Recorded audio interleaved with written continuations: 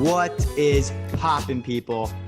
Welcome to Double Take with the Sayf Bros. And we are taping this on Thursday night. We just watched the Lakers trounce the Blazers. Well, is it Thursday night or is it Friday morning right now? No, John, it's past definitely Thursday night. It's not Friday morning. That's honestly a whole nother topic. Maybe we should do a Quarantine Things episode about that. It's definitely Thursday night, not Friday morning. Anyway, today's show, we have a lot of great things to talk about. The 4 days of NBA basketball, and we are in basketball heaven right now. But we're going to start off with giving our biggest overreactions from the first two games of the playoffs. Then we are going to talk about the Dallas Mavericks and how far can they go in the playoffs.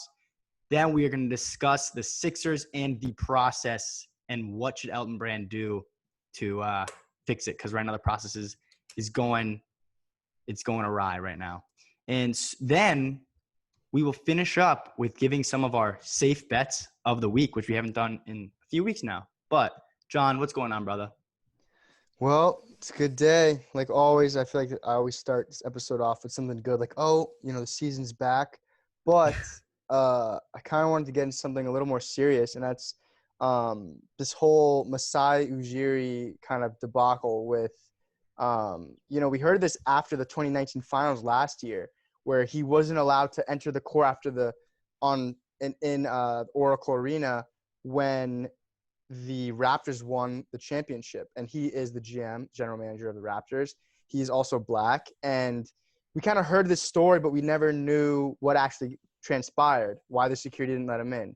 And he got shoved, and a video just surfaced, I guess, in the past week or so, right? I just saw it. That's it was a few days ago. The video showed it was like the body cam of the security guard pushing him when he's trying to get onto the court for the celebration in Golden State on that court, and he gets shoved. It's honestly and we didn't know what to think, obviously, just hearing about it for the past year. But now that there's actually footage of it, and I think this goes to a bigger thing with just the police brutality.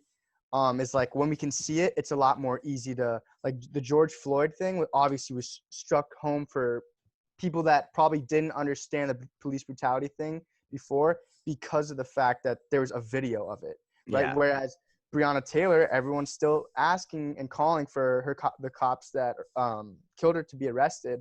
And obviously that one's more wishy-washy because the details of the story, there was no camera that filmed exactly what happened. Yeah. So or at least there's no one's seen the footage. At right. least. So in this case, it was like Masai Ujiri.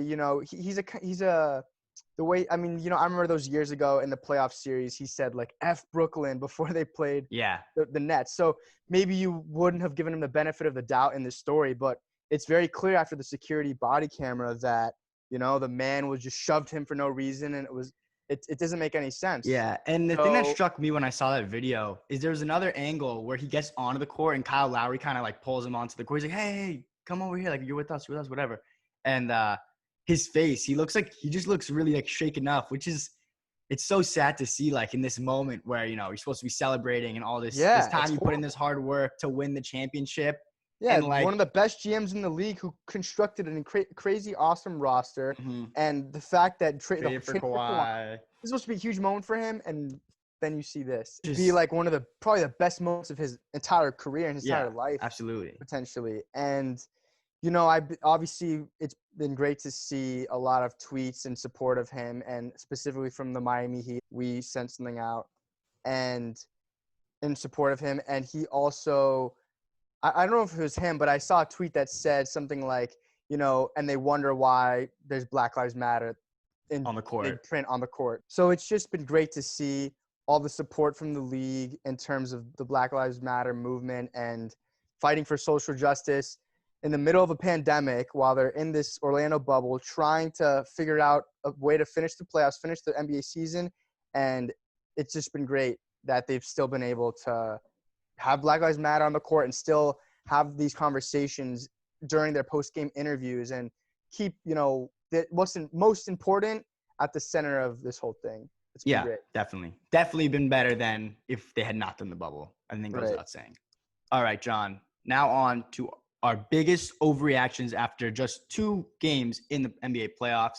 John, what's your biggest overreaction? We love to do this. We love to see one game and say, oh my gosh, the Lakers lost. That's it. They're getting swept. Charles Barkley brought out the broom. So what are That your was biggest so funny. overreactions? Yeah, the Barkley with the broom was hilarious. I did my quick reaction the other night after that game. But my biggest overreaction, I guess, if I had to just sum it up in one thing, it's kind of just how the uncertainty of this bubble and the fact that, after that first game, we talked about it a little bit, the Jazz game where Donovan dropped 57 and Jamal Murray went off. It was like, are we just going to see more and more records being broken because of an open gym and we're going to see guys just ball? And that wasn't a trend we saw throughout the entire, first, I guess, few slates of games on the first 2 days. But I will say that the bubble and I guess the way in which the season came back, those circumstances, you can definitely tell things are different. Because I'm going to say this, I think if this is a conventional playoffs, I don't think we see the Magic lose game one. The Bucks lose game one to the Orlando Magic. I don't know if we see the Blazers do as well as they did against the Lakers in that first game. Obviously the situations would be different. Probably not. I think home court advantage, that accounts for those teams not playing as well. You get that home crowd give you a little bit of a boost, and it's a different story. And it's interesting because we've yet to see quotes from a player saying something specifically about it. We've seen little things like LeBron said, I hope if the fans, you guys are listening, I just want you guys to know that we miss you dearly. Like, okay, we've heard players say that. We've heard guys like Duncan Robinson joke about, I've been used to playing in gyms all my life because I was in the D League. I played D3, all that type of stuff. But we haven't heard a player say directly like, it's easier to shoot because the Utah Jazz fans aren't, yelling profanity in my face. It's easier for me to hit that fourth quarter 3-pointer to take the lead by one. We haven't heard anyone say that, and we haven't heard anyone say, it's more difficult for X, Y, and Z reason because the fans, the energy feeds us. And I kind of just want to hear, and I'm sure reporters have been asking, I kind of want to see that. But just so my biggest overreaction after the first 2 days, I was like, wow, I need to hop off the Lakers wagon and I need to hop off the Bucks wagon. My pick was horrible, picking Lakers Celtics right now. And then Gordon Hayward got injured. Still pretty bad pick. Celtics are not getting out. Right. I was like, it's going to be Clippers Heat. The Heat look great. The Clippers, after the first game, I was thinking that. But then we also saw what the Clippers did in the second game. So, again, I think the main takeaway is that kind of anything can happen. And I'm a little bit lower on the Lakers now, though, after just watching their first 2 games. And obviously just blew out the Blazers by 30, which is great. But the first game was a little disheartening for me to see LeBron not really get after it. I'm still going to stick with my pick. However, Lakers and Clippers, it's going to be a harder path than I think we previously might have anticipated. Most definitely. And I don't think that is an overreaction either, because it's very clear that with no home court, these teams, like I said, you need that little boost sometimes. And a team like the Bucks, they don't have the most playoff experience. Maybe they needed their home court to get them hyped up and to be able to beat the Magic. And maybe the Magic players, they shot lights out game one. Nikola Vucevic had like 5 3-pointers, and that was a huge difference. Giannis. Exactly, that was a huge difference maker in that game. And maybe Vuce doesn't do that with in Milwaukee with those fans who are super pumped up and they want to win a championship. And then, of course, the Lakers, you get those guys like KCP, Alex Caruso, Danny Green, all shooting terribly in game one. Maybe with the fans, they don't do that. But yeah, it is fluky. What were your biggest overreactions? My overreactions, and this is honestly mostly to the game that we just watched, in which LeBron James followed up a 23-point, 17 rebounds, 16 assists, triple-double, and a loss. He followed that up with 10 points, 6 rebounds, and 7 assists, and 6 turnovers in a win. So my overreaction is I really do think that LeBron is officially in decline, John. We've seen he was peaking once again in March. You don't actually think he outplayed Kawhi. I really do, bro. Outplayed Kawhi, outplayed Giannis. Now, dude, I've never seen LeBron. Think about this. Compile the 8 games that we saw from him in the bubble, the regular season bubble games, and they were treating that like a preseason. I don't care what they were treating it like, because the first few games, they still matter for that team. And like the first game against the Clippers, LeBron had a terrible game. And I've never seen LeBron play this many games where he hasn't like he had probably 2 solid games that I can think of. One towards the end of the bubble, I think the one that Kyle Kuzma hit that 3, he had a nice game that game. And then he had that triple-double in game 1. But still, like, there were certain things about it. Like, he was super passive, which obviously that was the reason they didn't win in the end of the game. He didn't turn it on. He didn't turn on the Jets. He kept deferring. He kept passing the ball, trying to get his guys involved, which obviously it makes sense for him to have done that because he knows we've seen this. We've seen this as Heat fans. We've seen him in the beginning of the playoffs. I need Dwayne Wade. Even Dwayne Wade struggling now. His knees are not doing too well. I need to get him going or else I'm not going to be able to win this series. So he passes to Wade, gets Wade involved. When Wade gets going, he's like, all right, now I'm going to turn it on. Here I go. We've seen LeBron do that, but with this Lakers game 1, we did not see LeBron turn it on at the end. He ended up with 23 points. And I'm not going to say that was a must-win. Definitely game 1 of the playoffs, not a must-win. But you should come out. I don't care, bro. You're coming out. You're setting the tone. The Lakers have not won a playoff game in 3,000 days since 2012. Like, you got to come out and you put your stuff, especially with the Blazers, how hot they were. Like, you do not give the Blazers any air to breathe. And what they did is they did just that. And, okay, you came out in game 2 and you got the win. You blew them out by 30. But LeBron scored 10 points. Okay. 10 points. And fine, LeBron didn't have to. Like, they won on their defense. They won on their shooting. Finally KCP came up and he made 2 big shots in the very beginning of the game, and it was good to see that he actually made something. And huge shout out to Anthony Davis. He came to play, had 31 points and 11 rebounds in the first 3 quarters. But there's something that makes me feel I don't feel too good about LeBron's performance. In general, not just this game, but the last 10 games.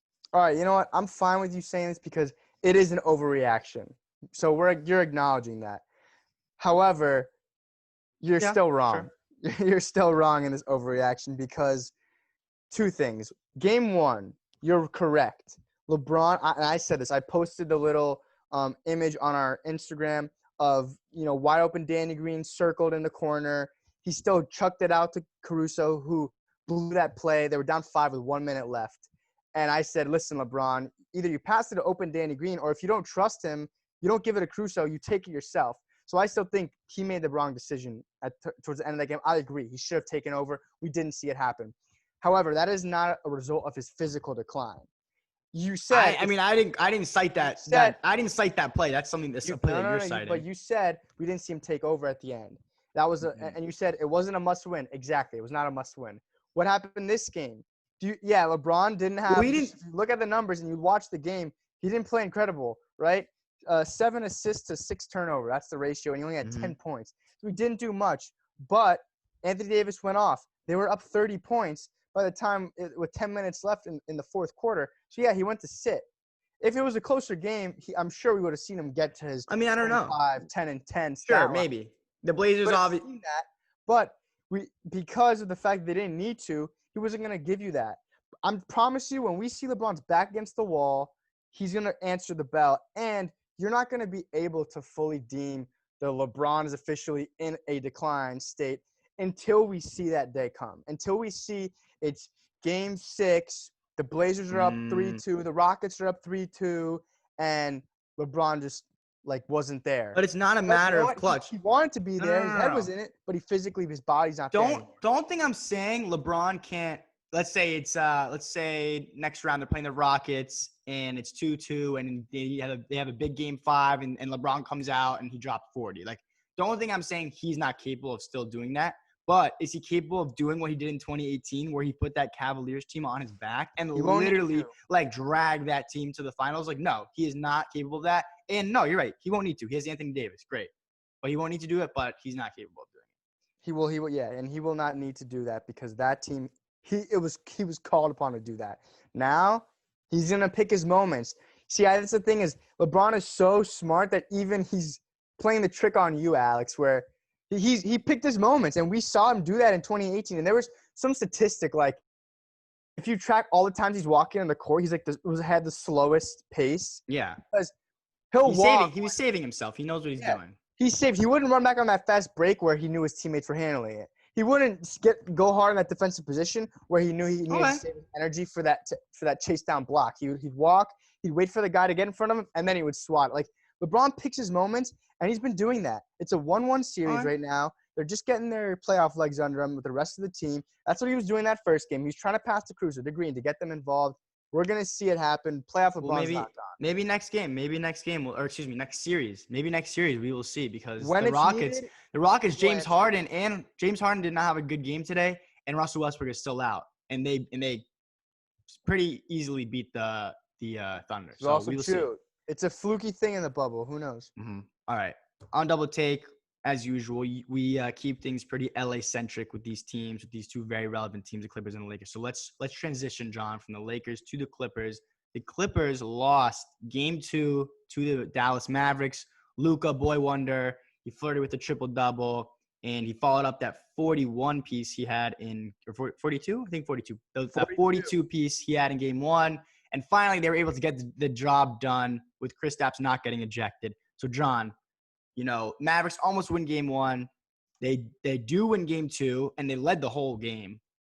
Do you think that they can win the series? And if you do, how far are they going to go in the playoffs? Because today I saw – who was it? Was it Max Kellerman? Someone said it's not – like, you know what? I have no reason to say that they can't go far in the playoffs. Oh. Wait, no, who was it? It was Kenny the Jet said it on First Take. He was on First Take because he agreed with Max. So how far, John, can they actually go? So honestly, yeah, I honestly could not agree more. I could not agree more with that because just from what they've shown us in their first 2 games, you look at them, they were putting up numbers up. They were up about, I think, 10-ish. Actually, they were up 10, I think, after Kristaps' first technical. However, after a second, they still had a lead. They scored up to that point in the game, like 70 points, and that was, I think, the third, or was it the third? It was probably like just the beginning of the third quarter. They were in their groove. Kristaps gets out, and it's a completely different game. They had their worst quarter of like the entire season. And I think it was not even necessarily that Kristaps was out of the game, that they missed him, because he was having a decent game and nothing crazy. It was more that like they kind of it was mentally. Too. They kind of momentum. They got the momentum. They lost momentum, and of course the Clippers, who are a more veteran team, they've been there. Those guys have been in more playoff games than the Dallas Mavericks have been.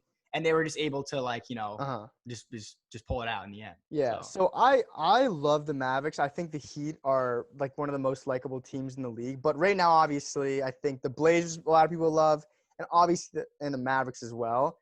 And I think that it's because of Luka, and I'm jealous of the fact that I didn't pick them to do more. I just thought, Clippers will take care of business. They're gonna turn it on. That's what Kawhi does when he gets to the playoffs. And they haven't done that. And you know who has been so right is actually Mr. Right himself, Nick Wright, of First Things First on FS1, who he's so hilarious in his tweets because he's just been hating on the Clippers the entire season because he's a huge Lakers guy. And it's so predictable, like his tweets. Tonight, dude, I saw after the Lakers won. It seems like the Clippers didn't get it done. Like, I guess they're going to turn it on once the playoffs start, though. Yeah. Because that was everything that people have been saying all year. The Clippers don't have it together right now, but when the playoffs come, they're going to turn off the load management thing, and they're going to go after it. But it's kind of funny to me, though, because he does basically the same thing with the Lakers. Like, anytime the Lakers, screw up, it's like, well, he does make the excuse. Yeah. But with the Clippers, obviously, they've done it way more with the load management and Kawhi and injuries and sitting out and blah, blah, blah. Right. And he's saying he's seen LeBron answer that bell. He says, every season with the Cleveland Cavaliers, it was like that late season, can the Cavs still get it done? And obviously they made it back to the finals all those years. Mm-hmm. So, Mavericks. Back to the Mavericks, I think that I would love to see this team make it far. I would love to see them get out of the first round. But after these first 2 games, they could still easily have been up 2-0, surprisingly, because after the first game, the momentum of losing Kristaps, and then Game 2, how well they looked without Luka because of the foul trouble. He played 20 minutes, still had 28 points. And unfortunately for our friend Andrew Hundal, who bet on a triple-double for Luka, Luka was on a minutes restriction after getting those few fouls and did not reach his triple-double. So it looked like a lock. I must say, it did look like a lock, and he gets into foul trouble, comes back in with 4 fouls, and within 23 seconds, boom, foul number 5 out of the game. So and usually we see that if a team's going to upset, they usually need to steal that game one. And unfortunately, the Mavericks didn't get game one because of the whole Kristaps ejection, which I think the second one I understood. The first technical was bogus, though. He threw his fist and they called it technical. So Kristaps definitely should not have been ejected from that game, especially in the playoffs.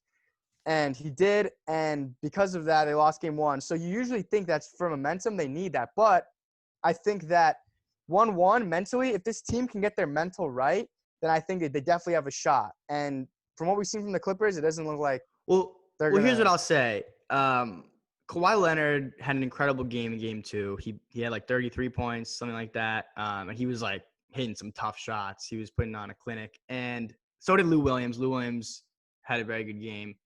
But playoff P, where you at? Playoff P, what are you doing, bro? Like you're literally he deserves all the playoff P jokes that everyone was tweeting. You're literally like your nickname is playoff P and you're doing the exact opposite. Like you're supposed to like be a stud in the playoffs and you're actually like just crapping the bed. So he was 4 for 17, terrible game. And it's really like crazy because I know the thing we do with Luka's, like he plays like he's like a 30-year-old veteran, like he's so, and it's like going into the series, you were worried, Luka's going up against Kawhi Leonard, Paul George, Patrick Beverley, Marcus Morris, Pat Bev's injured, but like all these guys, great wing perimeter defenders, right? And what does Luka do? He gets every time he has one of those guys on it, he passes to his teammates, or he gets a screen and he gets Lou Williams switched on to him. Lou Williams is on me? All right, that's easy money, right? Cooked. Exactly, cooks these guys. So it's just funny that we're seeing Luka, who's 21 years old, do that with ease, whereas Paul George is struggling again. And Paul George did have Luka is better than Paul George. No. Well, okay, yeah, sure, absolutely. But for Paul George to, be in his, I don't know, what is he, 8th, 9th, 10th year in the league and played in multiple playoffs, and he's had very great players guard him. Now he can't figure out, like, let me get Luka on me. And like the times that he did get Luka, same thing, like barbecue chicken, go to the rack, easy money, But when he has Maxi Kleba on him or he has Tim Hardaway on him, it wasn't. By the way, I like that guy, Matt. How do you have to say his name? Maxi Kleba. Kleba?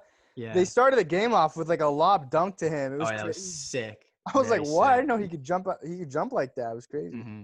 Beautiful. But yeah, playoff Paul George.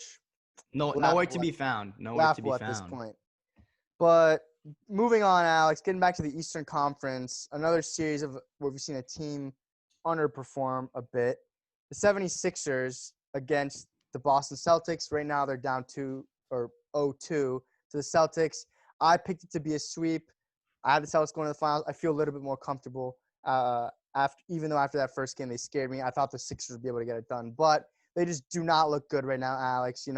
It's just such a weird match of all these different skill sets of different players. So if you're Elton Brand right now, Alex, what are you going to do to the team? And I might even add, Elton Brand might not even be a part of this equation because the ownership might even consider getting rid of the general manager that got them in this mess in the first place. Not happening. However, Alex, the floor is yours. Just like the GM of the Sixers, what are you going to do with the team? Well, first off, he's keeping his job because just like Daryl Morey, even if he missteps, like people want him. At least he's always shooting his shot. And Elton Brand has been there. What are you talking? How are you comparing Daryl Morey to Elton Brand? Here's the comparison. The other day we mentioned about Russell Westbrook seemed like a weird move, whatever. But guess what? At least he's shooting his shot. He's trying to do something. He's trying to change something up to maximize James Harden's prime. Same thing with Elton Brand. Elton Brand comes in and he's making moves. He gets Jimmy. He gets Tobias. He goes after Al Horford. Like no matter what, he's trying to do something. Those are bad moves. You can't say that Westbrook has been a bad move yet. Yeah, but Al Horford, people thought it'd be like preseason, John. Everyone thought the Sixers would be good. And I know you say, I didn't think so, but whatever. That's not the point. We're getting off topic. So clearly there's an issue with the Sixers. Clearly, it's even funny to see Markelle Fultz is just prancing around the Bucks defense. And while he can't make shots and he's not the best player, he's very quick and can get pretty much to any spot on the court that he wants. And that is exactly the player that the Sixers are missing. They're missing a point guard playmaker. You have Ben Simmons. Ben Simmons is injured. But now what? Like, who's making your plays? And the game one, they struggled a lot with just passing the ball to Embiid. Embiid's your best player. You can't even get the ball to him. It was just laughable, honestly. Yeah, they really And gave him up Markelle Fultz for like nothing. I don't know what they got back for that. and then game two, Embiid comes out, has a nice game, but Tobias Harris absolutely looks like trash. So, and Tobias Harris is getting way overpaid. So if I'm Elton Brand, I think number one, you're firing Brett Brown. You need, with this team, here's what you have. You have Ben Simmons, he's 24 years old. You have Joel Embiid, who's 25. And I would say, other than that, the only guy I would want to lock down is Matisse Thybulle, 23 years old, rookie. You don't like Richardson? Great 3-and-D guy. Richardson's good, but if I can move Richardson for someone else, I'm doing it. Like, anyway, so those are the three guys that I'm prioritizing. What do I need with those three guys? They're young, so they need a leader. I don't want to say passive, because all of them, like, they have the potential to be like hungry and angry and really, get after it. But guess what we saw the most success with that team was when they had Jimmy Butler, who's lighting a fire under them, and he's the dog on the team, and he's like the leader, right? So you need someone like that. So as far as coaches, I would say go for David Fizdale. David Fizdale gets fired from the Knicks. The someone Knicks, needs to hire this man. You can't save the Knicks. Like, the Knicks are, they're dysfunctional. And also, maybe we should touch on the draft lottery later on, that the Knicks get the 8th pick, which is hilarious. I was absolutely howling when I saw that. Yeah, it was too classic New York. And when they got that 8th pick, that was an indication that the two teams jumped into the top 5. I think it was the Hornets and the Bulls at that time. So just, he gets fired from the Knicks, but prior to that, he had a very successful season with Memphis, loses in 7 games to was it 7 or 6 games? I think it was 7 games to the Spurs, and Kawhi Leonard and Conley were going shot for shot. Anyway, he got fired from the Grizzlies too. So I think he's a great coach, and like he's been put in weird positions, and like he hasn't had the best situation yet. So I would say give him this. Like, he's a fiery coach. He has a winning pedigree. He came from Miami Heat. Like he's about winning. Like, that's what he's about. And so that's what I'm doing to get a coach. Brett Brown is a more, he's just like, he's not, to me, he's not pushing those guys. You need to look no further than his explanation on like how he was playing Joel Embiid, and it was Kevin O'Connor of The Ringer who showed this question. He said she played 4 out. Yeah, and he basically said, "Yeah, well, I saw it work for years with Tim Duncan and Greg Popovich, so that's kind of my decision." And it clearly isn't working for him. Well, his explanation on so Kevin O'Connor goes, "Did you ever consider doing more 4 out run Embiid in the middle with 4 out?"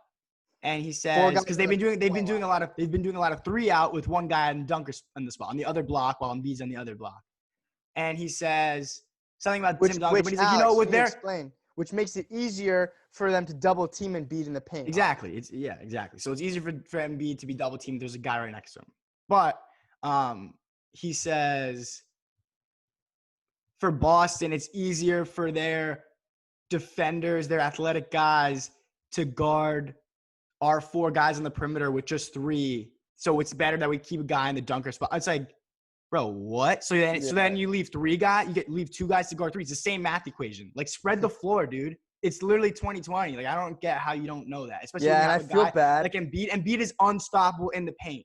Like, unstoppable. That's what I was saying. Going into this series, I was literally like, because Alex, we've talked about this before. Simmons alone is running and gunning, kind of like the Magic Johnson Showtime, just fast breaks, pushing and driving. And with Embiid, it's like central guy of the offense, shooters around him. And I was so looking forward to seeing that. Just like 2010 Dwight Howard. Shooters. If it's Horford in the corner, if it's Richardson, Shake Milton at the top on the wings, and I don't know, Thybulle can't shoot that well, but no, at this point he's as good as any of the other guys. Let's say it's Harris in the other corner, and you just got Embiid just working the low block on Tice. If any of these defenders slough in, Embiid quickly could fake it and toss it right out to them, and they'll have enough space before, obviously, these great defenders, Jaylen Brown, Marcus Smart, close out on them, but they'll have the time to get the 3 off. Like, I would love to see it. And just listeners, you got to go watch that Kevin O'Connor video, because he breaks down the play of the Sixers, and the Sixers just don't do this. Their spacing is horrible. They're allowing Boston to double team Embiid and still close out on these shooters. You know what I think the problem is? They're not doing either thing. They did not watch the Miami Heat play against the Pacers these last 2 games. Obviously So we put on a passing clinic. It's been so beautiful to watch. Absolutely, poetry in motion. But and then the other thing I would do if I'm Elton Brand is I just say, full send, and I trade for Ben Simmons Ben Simmons. What am I saying? I trade for Chris Paul. Chris Paul. This sounds a little crazy because Ben Simmons, he's on the ball a lot. He's their point guard. But Chris Paul to me, Chris Paul to me, and I know he's older, but Chris Paul to me is a perfect guy for this team. And I have to shout out Kevin O'Connor because he did mention this in his video. But they need, like I said, they need that leader. They need like the guy similar to Jimmy, who Jimmy was like the guy in the end of the game, like he was gonna run it, like he's the vocal leader. He's gonna get guys pumped up. Who in a huddle? Like who in a huddle is getting these guys fired up? Like who is it? It's not Simmons. Josh Richardson. Not Embiid. Is it Josh Richardson? You know what I'm saying? Like it's just weird. So and definitely it's definitely not Brett Brown. So you get David Fizdale in there. You get CP3. CP3 can play off ball. He can run pick and rolls. And I want to see Ben Simmons. We saw so much success with LeBron and Kyrie when LeBron would set the screens for Kyrie. It was beautiful. It's unstoppable. Let's see more. Let's see Ben Simmons as setting the screens. He's 6'10", and he's like Blake Griffin, honestly. Yeah. Ben Simmons can play. And Blake Griffin was an incredible passer too. And that opens a lot of things up for Embiid, just like we saw Blake Griffin open stuff up for DeAndre Jordan. So you get Chris Paul, Ben Simmons, and Joel Embiid. Like to me, that's a good look. And I just think you have to try something. Like whatever this is not working. It's not working right now. And while going in, I was like, I always said separate Ben Simmons and Joel Embiid. They're better without each other. But the players that they have right now don't really work with Embiid, and Embiid is just frustrated as heck. And I actually said this in the video the other day. Is Joel Embiid gonna request a trade? Like he looks that upset. And he's a big body language guy. His body language is always an issue, but he's very bummed out. Hear this trade out because I don't think that OKC trades just gives up Chris Paul just for. Well, he has a terrible contract, and it's really hard to move. So if the Sixers, they've got with him right now. They've got something good in OKC. I don't know, dude. They got pumped in 5 games against the Rockets. Maybe you don't. Maybe you're like they're the number 5 seed. No one expected them to even get to the playoffs. No, I understand that. But what is the future of OKC? It's not with Chris Paul. I think a different trade they can run, and this is because I want to keep Simmons on the ball. I want to get Simmons with Bradley Beal. I think that's the wing I would go after to put him with. And just from like offensive. No, but Washington is not trading Beal at all. Like you have your better chance at getting Chris Paul than you have at getting Brad Beal. Okay. So right now, we're talking about the draft lottery. Guess who got the number 2 pick in the draft this year? None other than Golden State Warriors, who obviously still have Stephen Curry and Klay Thompson and Draymond Green and Steve Kerr in a championship DNA. I think they're going to trade this pick. So if you're Golden State, you're looking for like another wing big man combo. Maybe they give up whether it's Harris and Horford or Josh Richardson and Horford. I think that'd be interesting. Putting Steph, Klay, Richardson at the 3, Horford. Dude, they have Wiggins. 5. What are you saying? No, and they could swap Wiggins too, or if they don't want him, because they don't like that contract. All right, go on. I don't see where you're going wait, with this. I'm saying this to get that pick to give to the Wizards for Beal, because another trade I heard about was that's absurd. Oh, could the Warriors swap that pick for Beal? But that's something I want to see. No. This pick, Bradley Beal is way more valuable than the second pick in this draft. This draft is not a great draft. Yeah, but if you're taking a number 2, Wizards, Bradley Beal is not that valuable. No, they're keeping Bradley Beal is the only 30 good thing and going he's for only them. helping you get farther away from what you need to do, which is tank and start over. No, don't tank. Dude, clearly we've seen that tanking does not work. Did you watch the draft lottery? Look how many teams we've seen that have been tanking, and it's clearly not working for them. No. The Bulls have done it for a few years. Cleveland's been doing it. Different. Not the Wizards. The Knicks, John. The Knicks? Are you kidding? They got the 8th pick. Different. Alex, you can't tank in this NBA anymore. Alex. But that's not from a lack of getting good picks. It's from just incompetence and not being able to analyze talent and effectively draft good players, obviously. So they have not been able to do that. That's not because they've been getting screwed in. I just don't think tanking. I truly I wasn't this way before, but I'm actually fundamentally against rebuilding. tanking Don't call now. it tanking. Look Rebuilding. at what's happened with the Sixers. Okay, rebuilding. The Sixers tanked for all those years, and they made bad decisions, Alex. They had a roster. No, but guess what? I just think the losing is in their culture. And Joel Embiid. Like, what were they doing? Like, they just had no plan. But John, guess what? It didn't matter because ruining young talent, and I hate it so much.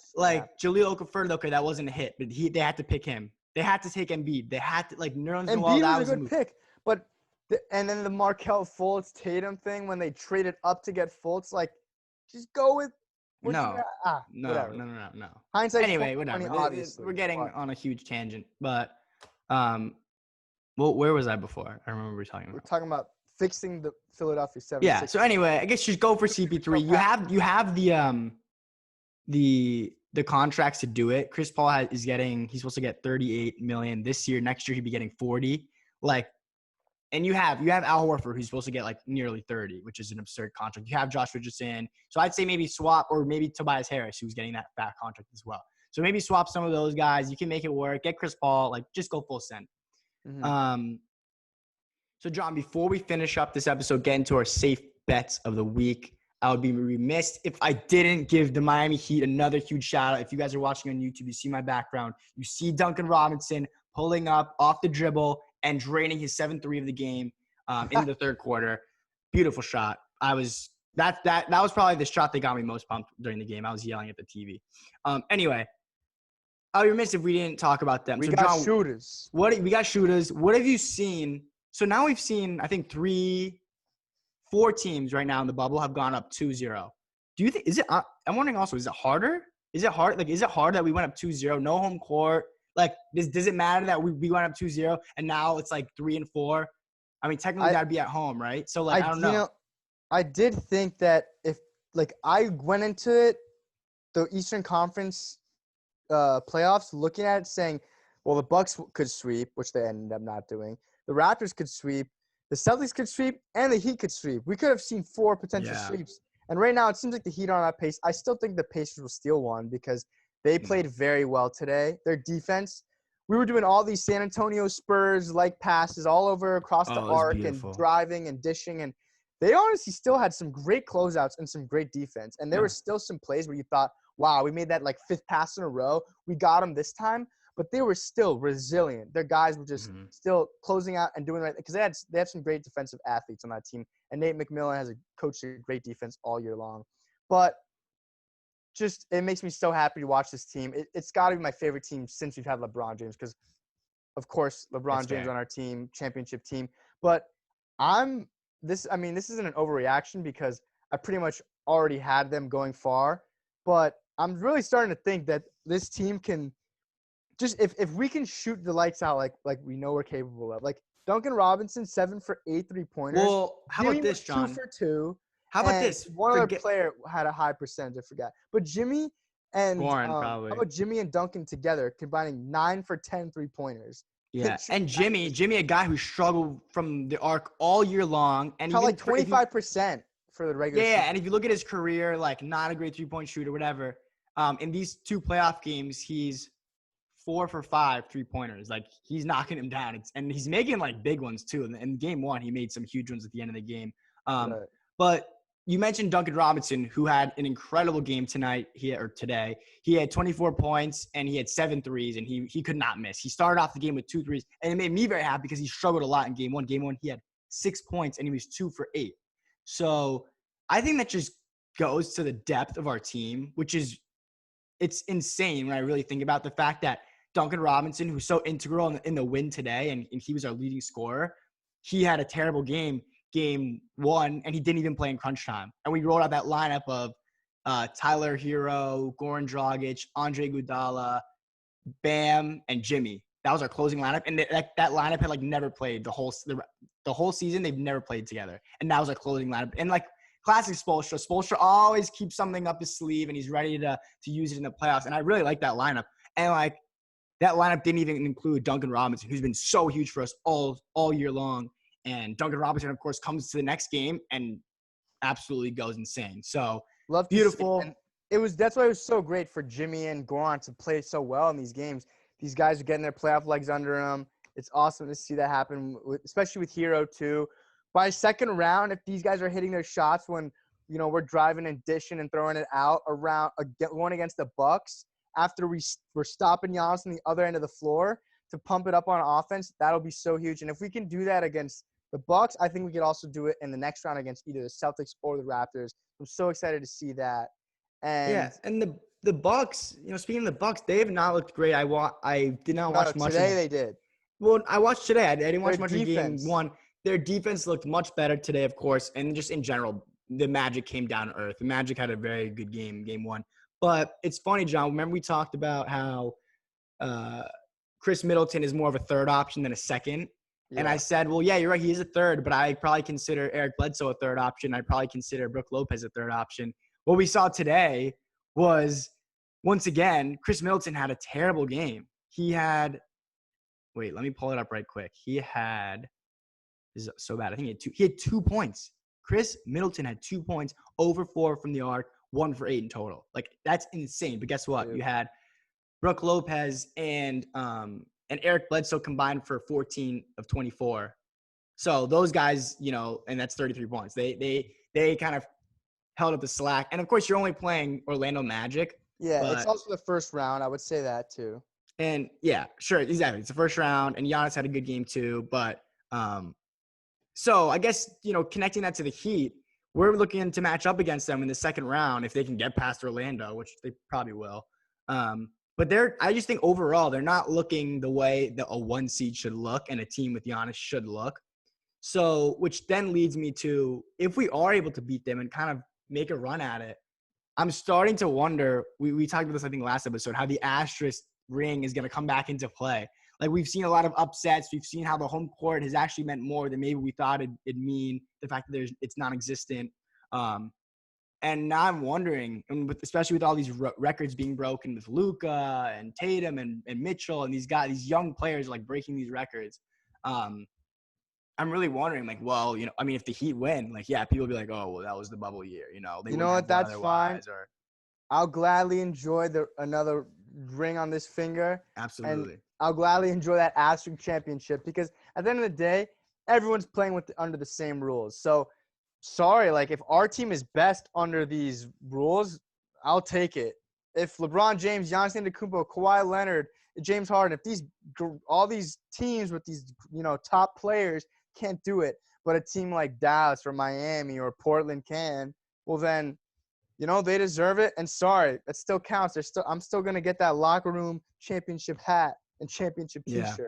And this is really feeling like March Madness. It really is. There's a lot of Cinderella stories. You got the Portland making a run at them, beating the Lakers in the first game. These 1 seeds are looking extremely vulnerable. The Clippers, that game too was terrible for them. The Bucks got smacked in game 1. And of course, the Lakers as well in game 1. So it is trending towards something unusual happening. Like, one of these teams is going to get knocked out earlier than we think. And it's going to be nuts. What I would say is I think it's probably worth, like, being in the bubble and just the differences. It's got to probably be worth 1 game in each series. Like, the Magic won 1 game, I think, that they wouldn't have otherwise. I still think it should be 4-1 since, like, Bucks should go 4-0 since then. And same thing with the Blazers. The Blazers series, I thought should have been 4-1. It's probably going to be 4-2. And I think – but then you get to series like – the Heat and the Bucks, right? If home court, that could have been a 7-game series. So now we're talking about that 1 game that I think could be flipped because of just the different circumstances. I think it could be flipped in our way, and now we're going to win the series as opposed to the 1 game where we would have lost the series. So I don't think it should account. The differences should not account for, a whole, like, I don't think the Lakers are going to lose 4-1 to the Blazers. That would be ridiculous because that would just mean something completely different. Yeah. Like that. That is interesting. So you're saying in general, what we think would have happened otherwise will happen without, you have to factor in a couple other games as well. Yeah, that is what I think. I just don't think that we can, like, put such an asterisk on the fact that fans are not there. I mean, and then maybe there's a different factor. Maybe it just feels different shooting in a gym, so like in an empty gym. So that's going to benefit teams not like the Lakers, a team that isn't a great three-point shooting team, and maybe a team like the Rockets will win it this year, a team that I guess we wouldn't have thought would have won otherwise, but because they're centered on shooting three-pointers, and today they hit up it was a I think was it a franchise record or a playoff record? I want to say it was a playoff record. They attempted 54 three-pointers in the game. Jeez. They did not even shoot that well though. Similar to the Blazers who did not shoot that well. So I don't think we're gonna look back on this playoffs and actually look at it and see that it was a winner that was so outlandish. I don't think. I mean, obviously it still feels like I hope Madness. it is. We'll get the Heat winning. Yeah, definitely. All right, now on to safe bets. John, give it to me. What's your safe bet of the week? There's a pretty easy one off tomorrow's slate. We got Toronto minus 10.5, Denver minus 1.5, Boston minus 5.5, and the Clippers minus 5. Or I'm sorry, Boston minus 5 and the Clippers minus 5. I got to go with Boston here. Denver, Utah scares me a little bit.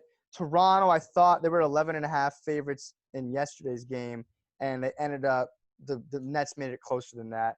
And then the Clippers, you just don't know what's going to happen. Game 3s are the most unpredictable. However, up 2-0, I'm going to pick the Celtics. I think they're still going to get the job done. I don't see the Sixers doing anything differently than they've been doing the first 2 games. I'm picking Boston minus 5. They will win by 6 or more points. Yeah, that's probably the best one out of these 4 games. I will say I do feel better about the Clippers minus 5 than you do. Like, I would probably favor them in that game. If they don't win it. I was gonna say I hate using the word must win because it's definitely not a must win game for them. Game 3s are huge indicators. But they are, and going down 2-1 to the Mavericks, like you don't really want to do that either, especially with a team this team does not have a lot of chemistry. So going down 2-1 is like you can't really do that and expect to still be able to like just you know what, like let's go for it and go. I don't know. Either you're winning and you have to win 3 straight, or you're going to game 7, which either way, not ideal. So. But I still don't feel great about that. I'm going to stay away from that game. I'm probably just going to go ahead and pick Denver. I think Denver's a good enough team that, and especially defensively, that they're going to make up for letting the Jazz, put on a shooting clinic the other day against them. And I think they're going to play much better. Like Paul Millsap had a pretty bad game. Some of the other shooters are struggling. So I think that Denver will come out and it's Denver minus 1.5. So I think they'll win by more than that. So I'm gonna pick Denver minus 1.5. That's my safe bet for the week. Quick update, Alex. I don't know. I think this news kind of just happened while we were, doing the pod. But we saw towards the end of the game that Dame kind of hurt his finger. He dislocated his finger. We forgot to mention that. Yeah. It's a dislocated finger. We did not mention that. I just saw it. I was also driving, so I missed that. He dislocated his finger. He still said, though, he'll play game 3. He said, I'm playing game 3. So he came out and said that even though he dislocated his finger, will we see him shoot better or worse? We'll find out. Well, why don't we give some predictions? Why don't we run through game 3? Who do we think is winning in each series? Let's go every other, John. Okay. Yeah? All right, Denver, Utah. I got Denver. Rockets, Thunder. Who do you got? Game 3. I want to see the Thunder win that one. You think so? Closer today. The Thunder are going to steal that game 3 back. I don't know. I mean, they need to win at least one. Harden really struggled today, and the Rockets still won, and they pulled away with it pretty easy. Chris Paul hasn't, He hasn't. He had a bad game. That's right. You know what? He is due for a really good game. Game 1 and 2 did not play well. They can't go down 3-0. Yeah, that's right. I mean, but I just think 2-0, you're already kind of bummed out. Anyway, all right. Lakers, Blazers. I'm definitely taking the Lakers. I said LeBron's in decline, but this will be a game I think he's got to go for 28. He'll go for 28. I just don't trust Davis to do what he did again. Or he'll go for 22 and 15 assists again. So yeah. All right. So I'm picking the Lakers either way. All right. Clippers, Mavericks. Wow, this is tough. I want to go with the Mavericks here, but I just don't see the Clip. Like I said, I think this is only accountable for one game in each series. And I think somehow the Mavericks actually kind of outplay them in 2. The Clippers are going to give their A game here. Paul George. Paul George is going to come through. He's a great player. That's a great player. I was gonna say, I would be really surprised if he still came in game 3 and shat the bed. All right, now we got to get to the Eastern Conference. Eastern Conference. Bucks That's pretty Bucks simple. Mavs, that's a blowout. Heat Bucks, Mavs Pacers. blowout. Heat Pacers. Give the Heat the W. I'm giving It's the over. Heat. That's gonna be it. Like we're gonna come out and we don't care that we're down 2-0. We're gonna play it like we're down 0. You know. And then I got also LeBronto's gonna go up 3-0, I think. Yeah, no doubt. Unless Tyler Johnson. Yeah, why do you keep saying Tyler Hero? Bro, I get confused with my Miami Heat Tylers. Yeah. And then Sixers Celtics. The Sixers are done for. It's over. It's over. So I think the only question. So going forward, what are the best series? I think Clippers Mavericks. It's Denver. It's the Denver Utah one. That's the closest one. And obviously Clippers Mavericks I'd say for sure too. But those series are pretty similar in my opinion. We saw both the Clippers and Denver win close games or games that maybe they shouldn't have. It didn't seem like they should have won. Donovan Mitchell dropping 57 versus the Nuggets and the Kristaps ejection versus the Clippers. Those are two things that it was like, wow, like the other team almost should have won. And then they come out and blow out the other team or have a very decisive win the next game. So game 3, even though it's split 1-1, you kind of want to favor the Mavericks and you kind of want to favor Utah, which is why it's very important for both the Clippers and Denver to come out and make sure you hit the ground running. You can't start that game slow. You know, you need to make it count. So, all right. Well, this has been another great episode. That marks our 20th episode, John. Can you believe it? 20 episodes. Way to 100. Yeah. Wow. 1/5. That's the goal. 100 in the next year. I hope. And it's funny though, John, because we've almost done we did in the last 3 months, we've done 10 episodes. So I'm not great at math, but I guess what does that mean? We'll hit 100 in almost 2 years. We'll see. Really? Oh, I want to in the next year. Yeah, probably not happening. Well, maybe we can go two a year. Yeah, 2 a day. Excuse me, 2 a week. Would be a lot. Getting to 50 would be a lot. Yeah, it definitely would. All right. Thank you for listening, everyone. It's been great. As always, go Heat. Have a good one.